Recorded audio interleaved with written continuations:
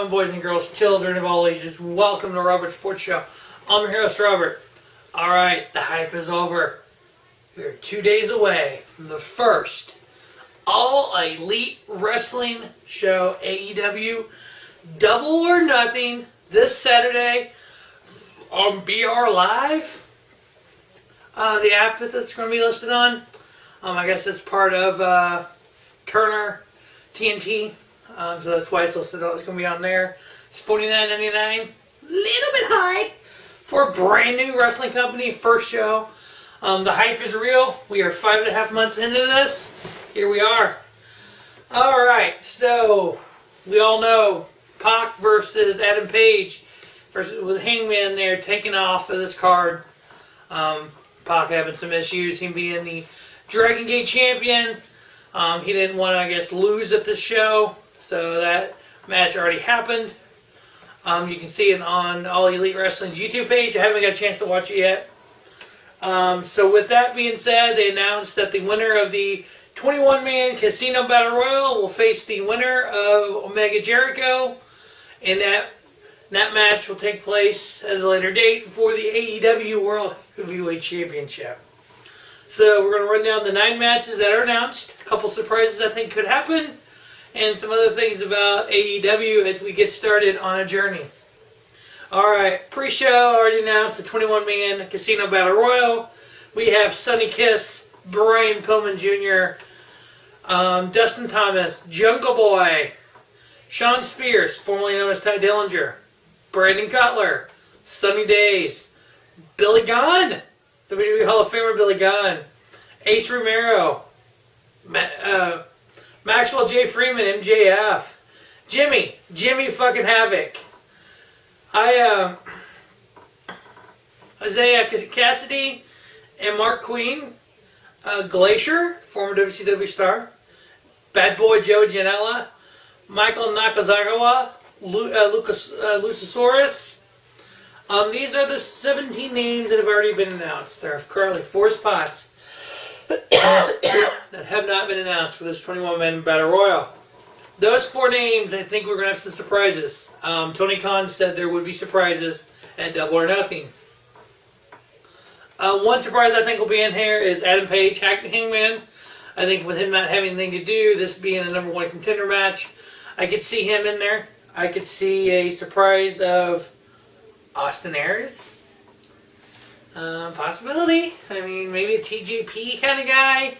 Somebody like that from the Indies. I don't think it'll be John Moxley. I don't think he's been gone from WWE long enough to be able to do that. It all depends on a lot of those WWE contracts, as we all know, have the 90-day no-compete clause. Which I actually look at the newer contracts going longer than 90 days. I think WWE is going to want a longer before you can go on TV. So we'll see what happens there. But my pick to win, if it's not a surprise pick, if the other 4 spots were just guys, if it's not an Adam Page or an Austin Aries, then I have MJF winning. Maxwell J. Friedman, if you don't know him, you got a lot to love. And you got a lot to hate. That's what makes the character like what he plays on the Indies and MLW and other places so incredible, is you just love to hate him, and you love him because you hate him. Alright, so I have surprise pick if it's Adam Page, Austin Aries, one of those guys. If it's not them, probably MJF. First match, singles match here, we have Kip Sabin versus Sammy Guevara. I've watched 1,900 matches in 2019 so far. I've watched 25 different wrestling companies. There is only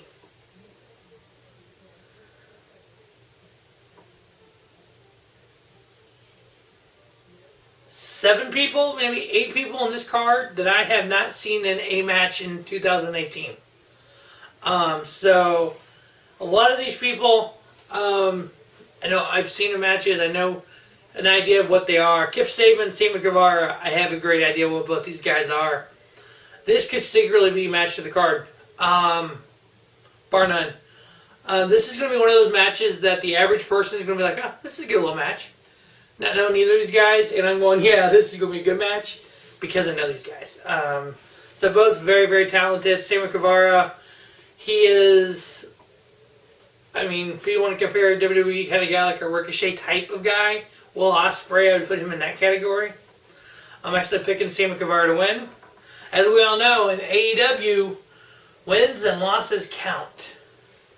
So we'll see how well that goes. I'm not sure exactly if we're going to have a lot of jobber type matches to get people's stats up, so if they lose a big match, it doesn't hurt their numbers as much. But we'll see how that goes. Next up, we have a 6-woman tag match. This is really the only match on the card I don't know any of these women from. They're all from, looks like from Stargate, Stardom Wrestling in Japan. Aza Khan, Yuka Suzaka, Emu Suzuka, versus 3 other women. We're just going to stop there. I'm picking those 3 to win. Obviously, when it comes to these Japanese type names or these names from other parts of the world, it's hard for me to pronounce them sometimes. If you watch Rubber Sports Show, you know that. Once I hear them a few times, Shinsuke Nakamura, Suzaku Okada, those, obviously the more I hear them, the more I'm like, okay, I understand how the pronunciation is done. So the first one I'm named, we're going to pick them to win. Next up, we have Best Friends, Chucky T, Chuck Taylor, and Trent Beretta versus Angelico and Jack Evans. Woo! This is going to be a fast-paced match. There's going to be some stage diving going on here. There's going to be some flippies. If that's not your thing, don't watch this match. I am picking the team of Angelico and Jack Evans to win. We have a triple threat women's match. We have Dr. Britt Baker versus Nyla Rose versus Kylie Ray. I am picking Kylie Ray to win this. I either think Kylie Ray or Nyla Rose will win. In a match like this, especially starting out like this, I look at kind of the underdog winning for this match. It could be Britt Baker. I'm fine with any of these 3 winning. But I think Kylie Ray is the one I'm picking to win. Next up, we have a 6-man tag. We have SoCal Uncensored.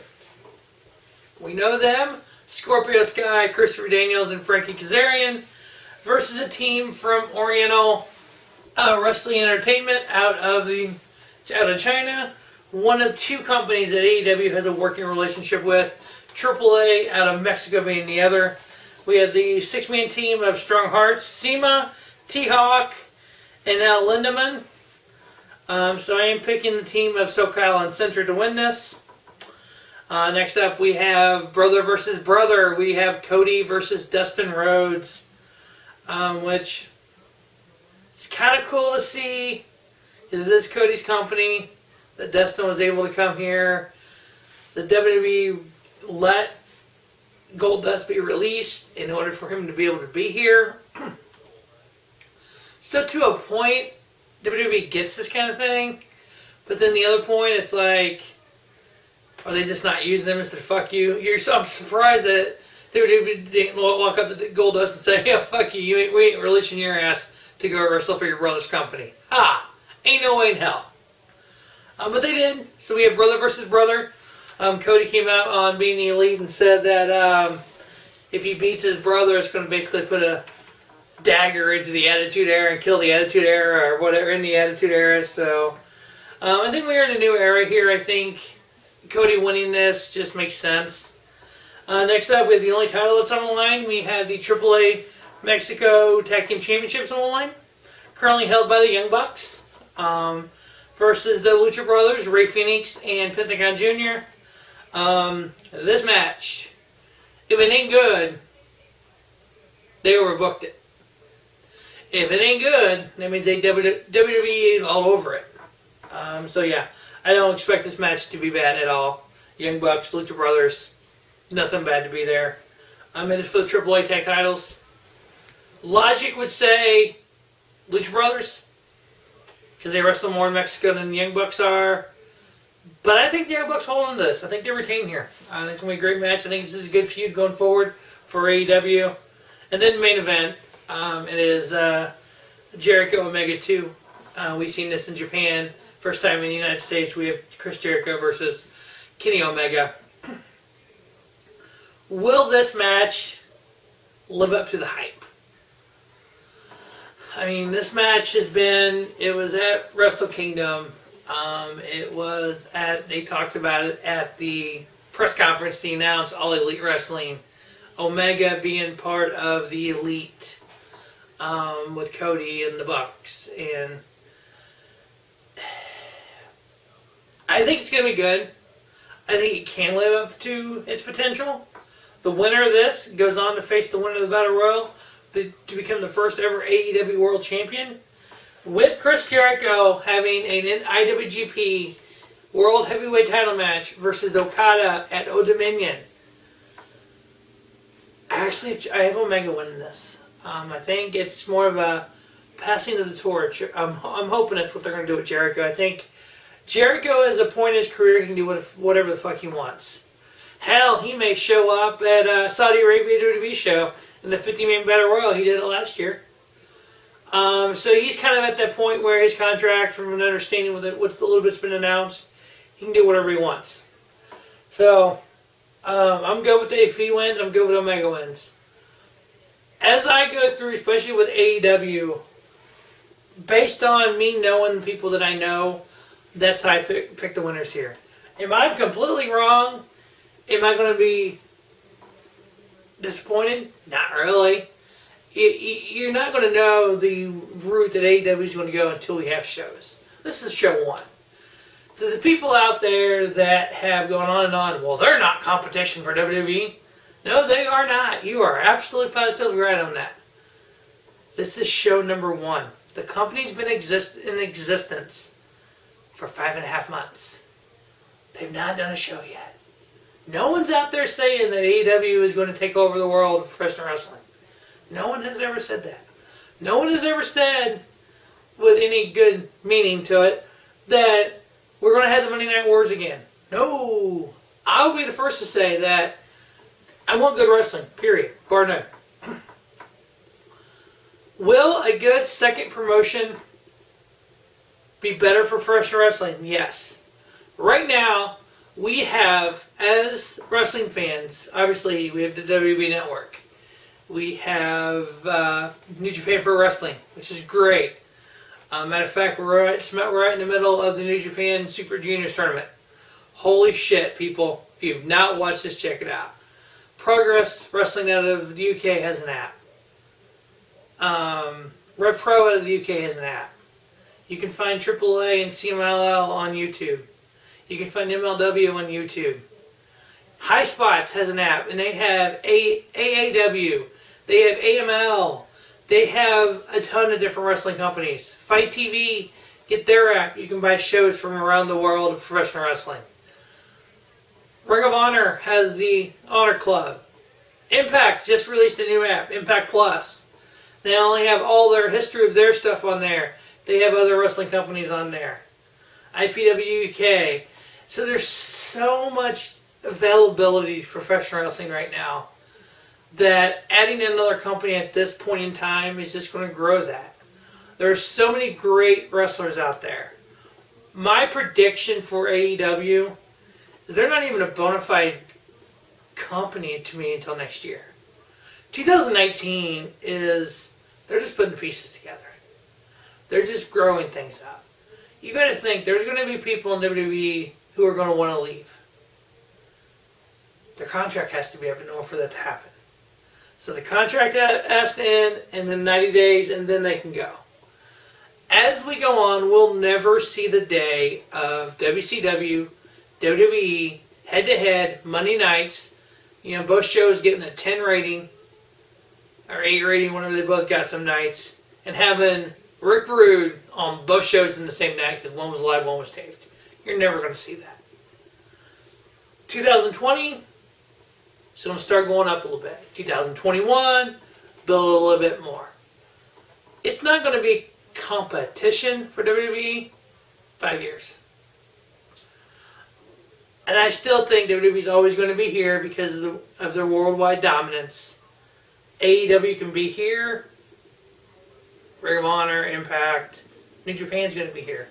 What AEW needs to do, they need to get a working relationship with the New Japan. They already have one with AAA. They have one with Oriental Entertainment out of China. Get a New Japan, get a Ring of Honor, get a Rev Pro. These are companies New Japan works with. Move some talent around, have your talent go there and vice versa. Because if you can have a Dragon Lee, he's signed for AAA, but maybe a Ishimori or a Tanahashi or a Yuji Nagata, some of these guys that are in New Japan, their names in New Japan, come to AEW. You know, maybe they are on AEW TV, they kind of cross the promotion type of deal. Maybe somebody sees them on the New Japan app and says, hey, you know, Yuji Nagata, I like him. You know, what is his nickname? Blue, whatever. So maybe you see a guy like that and you turn on TNT and you're like, oh my god, it's Yuji Nagata. It's Okada. It's Tanahashi. It's Ishimori. It's El Phantasmo. It's whoever. I like this guy. He's on this company. I'm going to watch it. That's how I watch so much professional wrestling. I'll look at a card, AEW for instance. Pentagon Jr. versus Ray Phoenix. Okay. Sami Callahan's on there. Jimmy fucking Havoc's on there. I don't know these other people. I know those names. I'm watching that show. But that's how I think what's going to happen to AEW. That's AEW Double or Nothing preview. Stephen Roberts Sports Show for the review. Can't wait to do that. Obviously, it is happening on Saturday night, May 25th in Las Vegas. I will not, for the most part, be able to do a review right afterwards. It's my wife's birthday. She's not going to let me watch professional wrestling on her birthday. She's not a huge wrestling fan, so that's going to be watched later. More than likely, I may be able to get over and watch it live with the Pulse Boys. We'll see. But definitely, we'll have the review up. Next week, we'll have some stuff up for the NXT 25th episode of TakeOver. Can't wait to preview that card and check out some stuff for that. So make sure you check that all out here on Rubber Sports Show as always. Thanks for watching Rubber Sports Show, and don't just have a great day. Have a spiffy day. Rubber Sports Show, your YouTube leader, sports channel content.